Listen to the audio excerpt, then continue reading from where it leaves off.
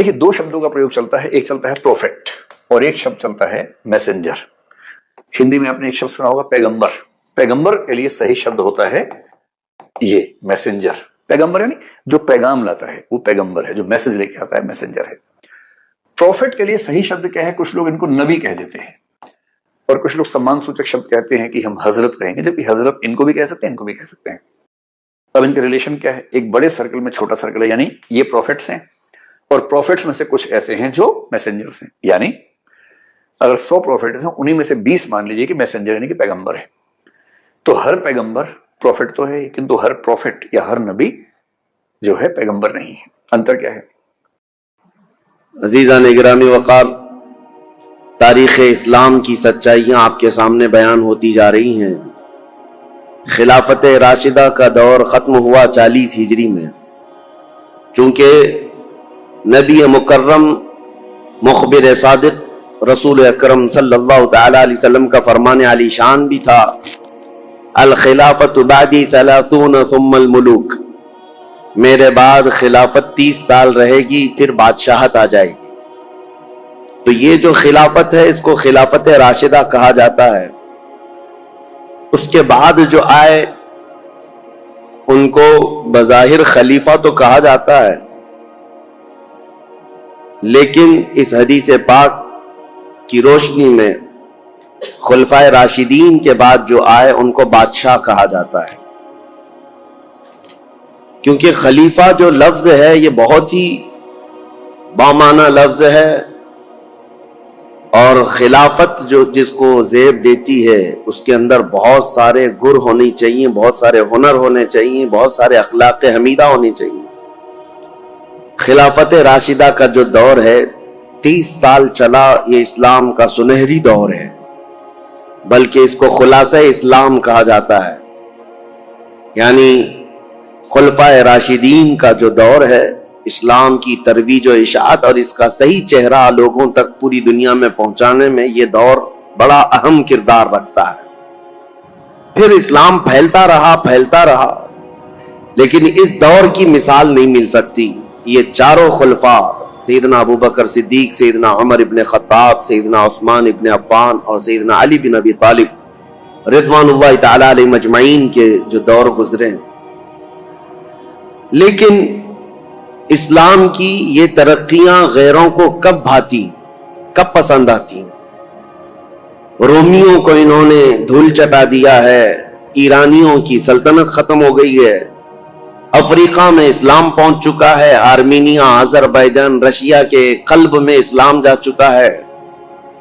तो जाहिर सी बात है दुश्मनाने इस्लाम इसको वेलकम करते हुए, इस्तकबाल करते हुए तो नहीं कबूल करेंगे। दसीसा कारियां शुरू हो गई, फितना पर्दाजियां, फितना अंगेजियां।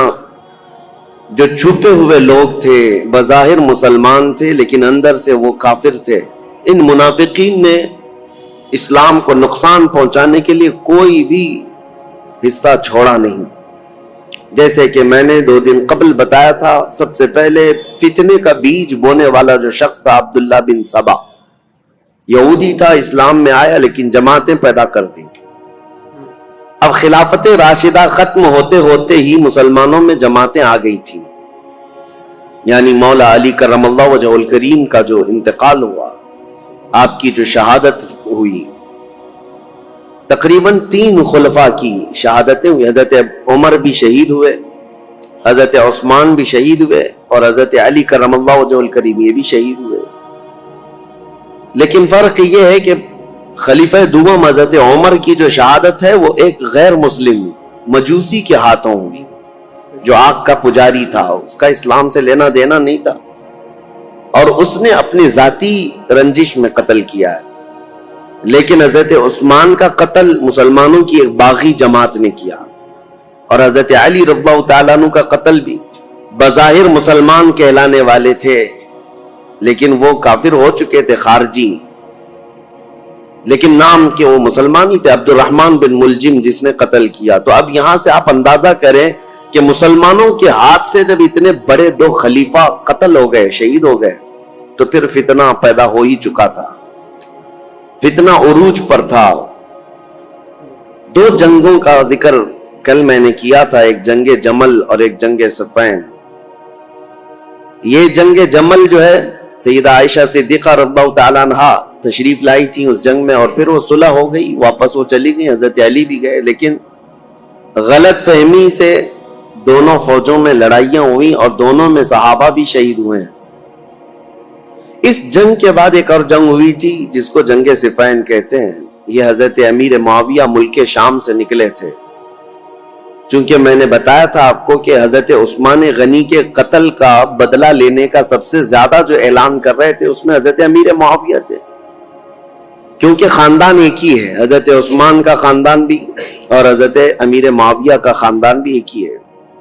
تو خون عثمان کا قصاص، بدلہ، اس نعرے سے وہ اٹھے تھے، اور اس کے بعد جنگ جمل کے بعد حضرت امیر معاویہ رضی اللہ تعالیٰ عنہ بھی فوج لے کر کے نکل پڑے تھے۔ حضرت علی کرم اللہ وجہ الکریم نے بہت ساری صلح کی کوششیں فرمائیں، خطوط لکھے، لیکن جواب میں صرف ایک ہی جواب آتا تھا کہ خون عثمان کا بدلہ چاہیے۔ یہاں تک کہ ایک بڑے صحابی ہیں جریر بن عبداللہ بجلی، یہ گئے اور حضرت امیر معاویہ سے انہوں نے کہا، کیا آپ کو یہ نہیں معلوم کہ علی بن ابی طالب رسول اللہ صلی اللہ علیہ وسلم کی قرابت داروں میں سے، خاندان میں سے، اور صحابہ میں وہ افضل ترین ہیں، پھر آپ کس طرح سے ان کے لیے جنگ کا ارادہ کر کے نکلتے ہیں؟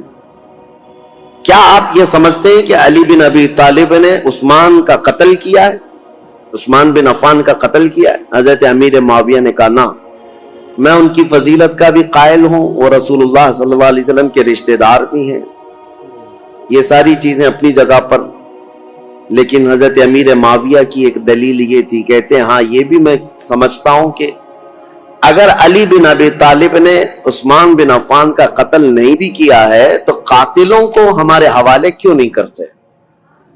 جنہوں نے قتل کیا ان کو ہمارے حوالے کریں۔ تو حضرت علی کرم اللہ وجہ الکریم کے پاس انہوں نے خط لا کر کے یہ دیا کہ امیر معاویہ تو یوں کہہ رہے ہیں۔ حضرت علی نے کہا، مجھ سے وہ لوگ ایسی چیز کا مطالبہ کر رہے ہیں جو میرے ہاتھ میں ہے ہی نہیں۔ حضرت عثمان غنی کے قاتل کون ہیں یہ پتہ ہی نہیں ہے، تو کیسے ان کے حوالے کیا جائے؟ اگر میرے قابو میں ہوتے، میرے قبضے میں ہوتے، تو حضرت علی کہتے ہیں سب سے پہلے خون عثمان کا بدلہ لینے والا علی بن ابی طالب ہوتا، لیکن معاملات نہیں سلجھے، یہ حالات بڑھتے چلے گئے۔ پھر حضرت امیر معاویہ جو لشکر لے کر کے نکل پڑے اور ان دونوں جماعتوں کی ایک جگہ پر جا کر آمنا سامنا ہو گیا، ان جماعتوں کا مقام نہروان کے قریب۔ حضرت امیر معاویہ کے ساتھ جو فوج تھی وہ بھی بہت ہزاروں کی تعداد میں، اور حضرت علی رضی اللہ تعالیٰ عنہ کے ساتھ جو فوج تھی وہ بھی ہزاروں کی تعداد میں۔ لیکن حیرت کی بات یہ ہے کہ کچھ جو دور اندیش تھے، صحابہ تھے، وہ لڑائی ہونے نہیں دے رہے تھے۔ دونوں فوجیں میدان میں پڑاؤ تو کر لیں، یہ جمادی الاول کا شروع کا مہینہ تھا، اور جمادی الاخر آ گیا، یعنی 2 مہینے تک فوجیں وہیں پر رہیں، لیکن لڑائیاں نہیں آمنے سامنے۔ اور حتیٰ کہ حالات ایسے ہو گئے کہ ادھر کی فوج ادھر کے لوگوں میں آ جاتی تھی پانی لینے کے لیے، ادھر کے لوگ ادھر جاتے تھے پانی لینے کے لیے، تو دوستی بھی ہو گئی 2 مہینے میں۔ اور اس کے بعد رجب کا مہینہ شروع ہوا تو حرمت والا مہینہ، اس میں جنگ حرام ہے، تو جنگ بندی ہو گئی۔ 3 مہینے ایسے ہی گزر گئے، دونوں فوجیں میدان میں پڑاؤ ڈالی رہی۔ پھر اس کے بعد حضرت علی رضی اللہ تعالیٰ عنہ اور حضرت امیر معاویہ رضی اللہ تعالیٰ عنہ دونوں کے درمیان یہ خط و کتابت بھی چلتے رہے، صلح کی باتیں بھی چلتی رہیں، لیکن جیسے کہ میں نے کہا سبائی فتنہ یہاں پر بھی موجود تھا دونوں جماعتوں میں، اور دونوں جماعتوں کو جنگ پر بھڑکانے کے لیے شرانگیز دونوں جگہ موجود تھے، بھڑکاتے رہتے تھے۔ اور اس کے بعد ناگہانی رجب کا مہینہ ختم ہوا تو اچانک ان دونوں میں مٹ بھیڑ ہوئی، جس میں حضرت علی رضی اللہ تعالیٰ عنہ کی طرف سے آئے ہوئی جماعت میں 25,000 لوگ قتل ہوئے تھے، حضرت امیر معاویہ کی طرف سے آئے ہوئے لوگوں میں 45,000 لوگ قتل ہوئے تھے۔ اس ایک جنگ میں 70,000 لوگ قتل ہوئے۔ یہ معمولی چیز ہے؟ 70,000 لوگ کام آ گئے، جان سے ہاتھ دھو بیٹھے، حتیٰ کہ قتل اتنا ہو چکا تھا کہ ایک ایک دن جنگ کو روکنا پڑتا تھا میتوں کو یعنی کفن پہنانے کے لیے، نماز پڑھنے کے لیے، دفن کرنے کے لیے۔ ہزاروں عورتیں بیوہ ہو گئیں، ہزاروں کی تعداد میں بچے یتیم ہو گئے اس ایک جنگ میں۔ پھر حضرت امیر معاویہ نے سمجھ لیا، کیونکہ شامی فوج جو ہے اب کمزور پڑ گئی تھی جو حضرت امیر معاویہ کے ساتھ آئی تھی، اور حضرت علی کے ساتھ جو فوج لڑ رہی تھی وہ عراقی فوج تھی، کیونکہ حضرت علی کا دارالخلافہ کوفہ تھا جو عراق میں ہے۔ عراقی فوج اور شامی فوج دونوں میں لڑائیاں ہیں، اور حجاز کے لوگ یعنی مدینہ، مکہ، یہاں کے سب لوگ حضرت علی کرم اللہ وجہہ الکریم کے ساتھ تھے۔ اب حضرت امیر معاویہ نے یہ جب دیکھا کہ شامی فوج 45,000 کی تعداد میں قتل ہو گئی، جو اب تک کی کسی بھی جنگ میں اتنی بڑی تعداد قتل نہیں ہوئی تھی، یہ بہت بڑی تعداد ہے، تو انہوں نے پھر یہ اپنی فوج میں تقریر کرنا شروع کیا کہ اگر شامی فوج اس طرح سے ماری جانے لگ جائے تو پھر جو ہم نے علاقے فتح کیے تھے رومن ایمپائر سے، وہ تو رومی، فوجی، عیسائی سب پھر سے ملک شام پر حملہ کریں گے، ہمارے علاقے حاصل کر لیں گے۔ اور پھر حضرت امیر معاویہ نے عراقی فوج کو بھی بتایا کہ اے عراق کے رہنے والوں، تمہارے بھی 25,000 قتل ہو گئے، اسی طرح سے اگر تمہارا بھی قتل جاری رہا اور یہ جنگ جاری رہی تو جو تم نے علاقے فتح کیے پرشین ایمپائر سے، یعنی ایران کی جو پہلی کی حکومت تھی کسرا کی، اس سے جو علاقے تم نے فتح کیے، یہ پرشین ایمپائر کے لوگ جو پجاری ہیں آگ کے، وہ دوبارہ عراق کو حاصل کر لیں گے اور تمہارے پاس اپنے آپ کو بچانے کے لیے لوگ نہیں رہیں گے۔ یہ حکمت کے ساتھ، ظاہر سی بات ہے اتنا قتل ہونے کے بعد اب دونوں کے درمیان فکر آ گئی۔ حضرت علی کرم اللہ وجہہ الکریم نے جب یہ بات سنی تو عراقیوں کو پوچھا تو عراقی پیچھے ہٹنے کو تیار نہیں تھے، کہا کہ اب امیر معاویہ کی فوج کمزور پڑ رہی ہے اس لیے ایسی باتیں کر رہے ہیں، وہ صلح کرنے کو تیار نہیں تھی فوج۔ تو حضرت امیر معاویہ نے ایک ترکیب نکالی، 5 بڑے بڑے اپنے شام کے لوگوں کو بلایا، کیونکہ حضرت امیر معاویہ بہت ہی مدبر آدمی تھے، سیاست میں ان کا کوئی مثل نہیں ملتا، بلکہ ان کو کہتے ہیں پورے عرب کا ذہن، پورے عرب کی عقل ان کے پاس تھی۔ حضرت امیر معاویہ انہوں نے 5 بڑے بڑے قرآن مصحف جس میں قرآن لکھا ہوا تھا، قرآن پاک کے نسخے منگوائے اور کہا قرآن پاک کو اٹھاؤ اور ہم یہ اعلان کرتے ہیں کہ ہم آپس میں قرآن کو حکم بنائیں گے اور اس کے مطابق اپنے آگے کے معاملات طے کریں۔ اگر حضرت علی رضی اللہ تعالیٰ عنہ اور ان کی فوج اس کا انکار کرتی ہے تو پھر ظاہر سی بات ہے یہ تو کفر ہو جائے گا، قرآن کو حکم ماننے سے انکار کرنا۔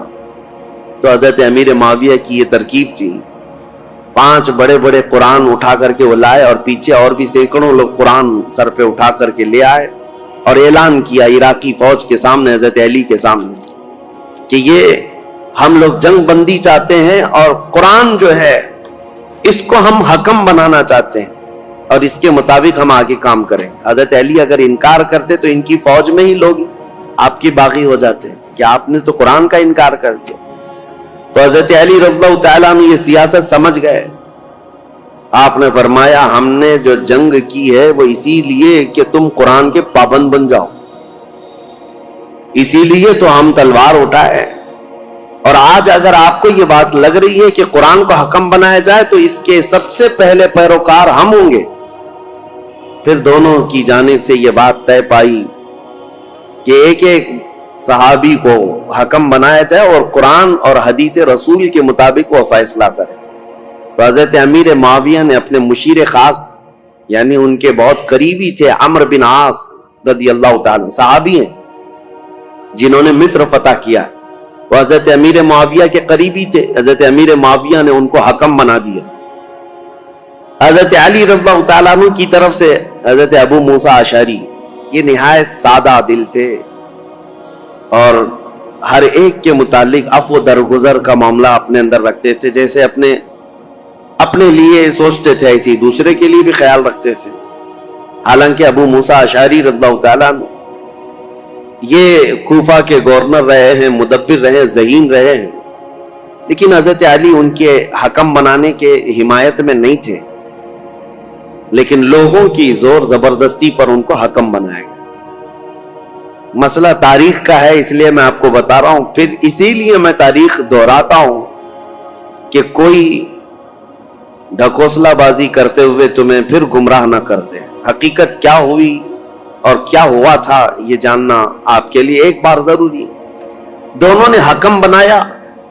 حضرت عمرو بن عاص یہ ہمیشہ اپنے تدبر اور تفکر کو کام میں لاتے، اور جب بھی حضرت ابو موسیٰ اشعری آتے تو ان کا نہایت شاندار استقبال اور تعظیم و تکریم کرتے اور کہتے، ابو موسیٰ اشعری آپ مجھ سے رتبے میں بڑے ہیں، آپ رسول اللہ کے صحابی ہیں، آپ سے پہلے میں ہو ہی نہیں سکتا۔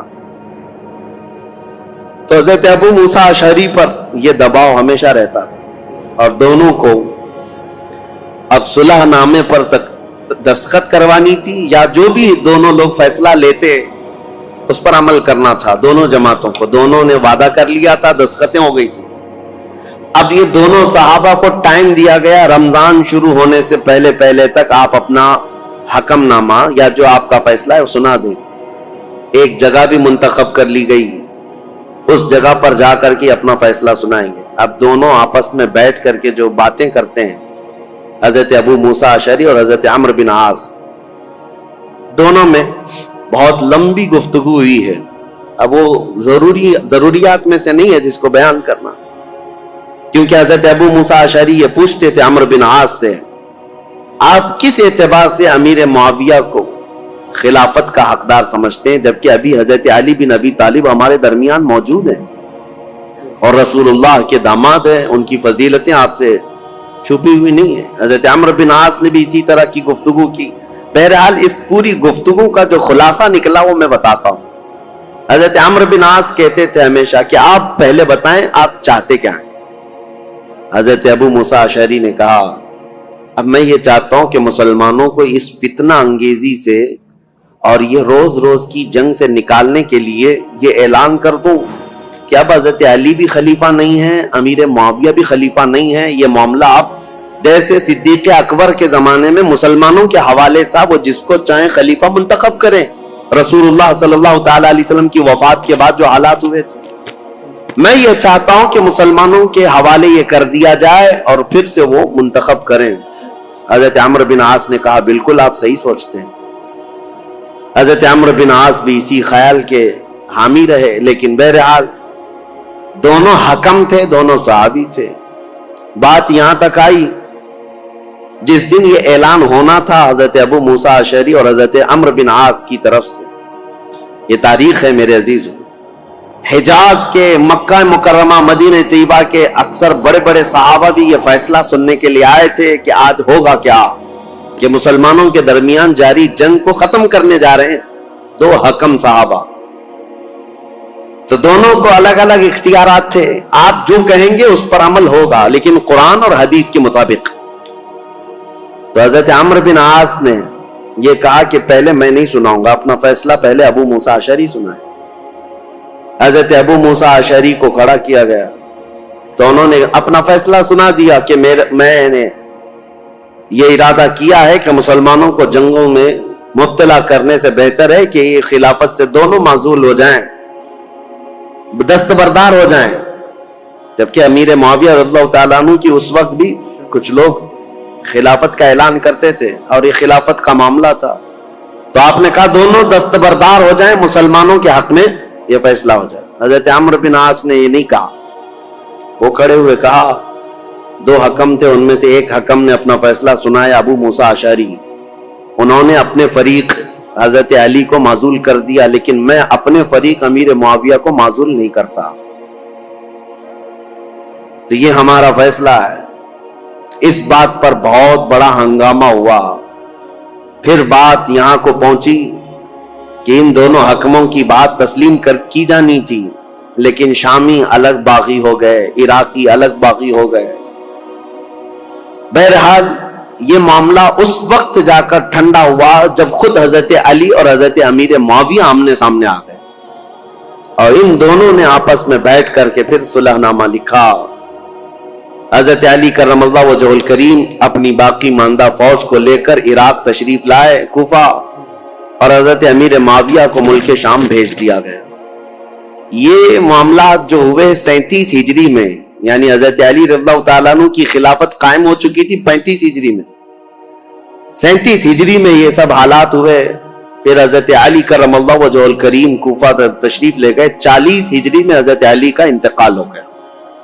کل یہاں تک کے حالات میں آپ کے سامنے بیان کر چکا تھا. چونکہ یہ جنگ صفین کے بارے میں کل مختصراً عرض کیا تھا، آج میں نے اس کو ڈیٹیل میں آپ کے سامنے رکھ دیا. دونوں جنگیں، اس میں مسلمانوں کا بڑا خسارہ ہوا ہے، جنگ جمل ہو کہ جنگ صفین، دونوں جنگوں میں مسلمان شہید ہوئے. لیکن جانتے ہو ان جنگوں کے بارے میں تمہارا موقف کیا ہے، ہمارا موقف کیا ہے، شیعہ لوگوں کا موقف کیا ہے؟ یہ اپنی جگہ پر خود مولا علی کرم اللہ وجہ الکریم کا موقف کیا ہے یہ ہم دیکھتے ہیں.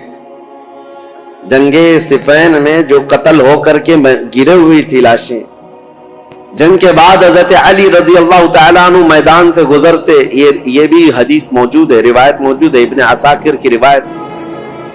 حضرت علی رضی اللہ تعالیٰ عنہ میدان سے گزرتے تھے اور جب اپنی فوج کے جو مقتول تھے، شہید تھے، ان کو دیکھتے اور کہتے یہ جنتی لوگ ہیں جو شہید ہو گئے. اور پھر ادھر کی جماعت کے جو لوگ قتل ہوئے تھے ان کی لاشوں کے پاس جاتے، حضرت علی کہتے یہ جو جتنے قتل ہوئے جنتی لوگ. میرے عزیزو، دونوں کے متعلق یہ بات کہنا، یہ آپ کو سمجھنا چاہیے کہ جس امام کے سامنے یہ معاملات درپیش تھے، انہوں نے خود کہا کہ دونوں طرف مسلمان ہیں، اور جو تلواریں اٹھی ہیں وہ غلط فہمی کی وجہ سے اٹھی ہیں یا کسی فتین کی فتنہ انگیزی کی وجہ سے اٹھی ہیں، ان کی اجتہادی خطا ہے. لیکن بعد کے آنے والے اکابر علماء اور اکابر ائمہ اکرام جتنے بھی ہیں، سبوں نے یہی کہا ہے جنگ میں دونوں طرف صحابہ تھے لیکن حق پر علی بن ابی طالب تھے. میرے پیارے آقا صلی اللہ تعالیٰ علیہ وسلم کے پیارے دیوانوں، امید ہے آپ کو یہ بیان پسند آیا ہوگا تو ویڈیو کو لائک کریں اور اپنے دوستوں میں، رشتہ داروں میں شیئر ضرور کریں تاکہ ان کے عمل میں اضافہ ہو سکے اور ثواب دار حاصل کر سکیں. اور اگر آپ ہمارے چینل پر نئے ہیں تو چینل کو سبسکرائب ضرور کر لیں اور آل کے بٹن پر کلک کر دیں تاکہ ہمارے آنے والی ویڈیو کا نوٹیفیکیشن آپ تک پہنچ سکے. تو ملتے ہیں اگلی ویڈیو میں. السلام علیکم ورحمۃ اللہ وبرکاتہ.